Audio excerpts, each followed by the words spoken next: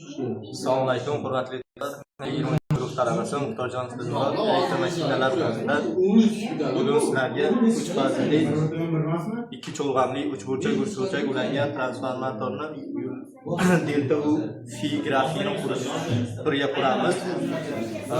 Buning uchun bizga kerakli jihozlar later, transformator va ulagichlar, multimeter kerak bo'ladi. Hozir sizlar bilan birga uni ulab ko'ramiz. Mana birinchi faza. Kosinus figa ulaymiz. Bundan chiqqan ampermetrga ulab, ampermetrdan chiqqanini esa transformatorga olib kelamiz.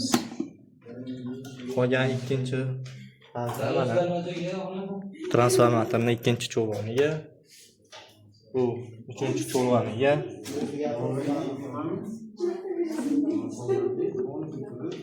va neytral albatta kosinus figa ulanadi.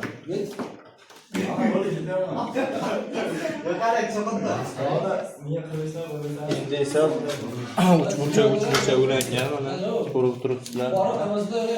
Uchini oxiri birni boshiga, birni boshi ikkini boshiga, ikkini oxiri uchini boshiga ulangan. Bu tomon ham xuddi shu tarzda ketgan. Endi bularga chiqamiz. Buni birinchi cho'lg'am iste'molchi,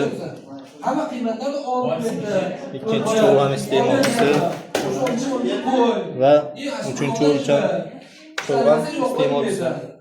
Ulardan ko'rishimiz mumkin voltmetrda birinchi va uchinchini potensialini o'lchab ko'rishimiz mumkin. Voltmetrni hozir endi bu ulaganlarimizni ishga tushirib chiqamiz.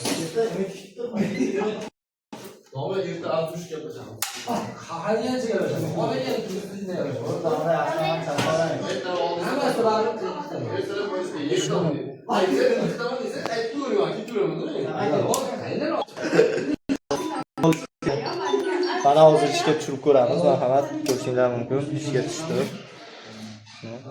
Bundan sekin kuchlanish berib borsak bo'ladi. Bunda 400 voltgacha kuch. Marhamat, ko'chatlashtirib. Kuchlanish berdik.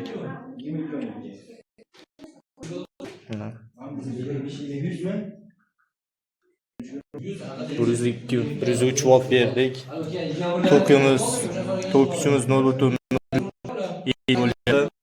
Kuchlanishimiz ikkinchi cho'lg'amdan chiqayotgan kuchlanishimiz 31.53 volt chiqyapti.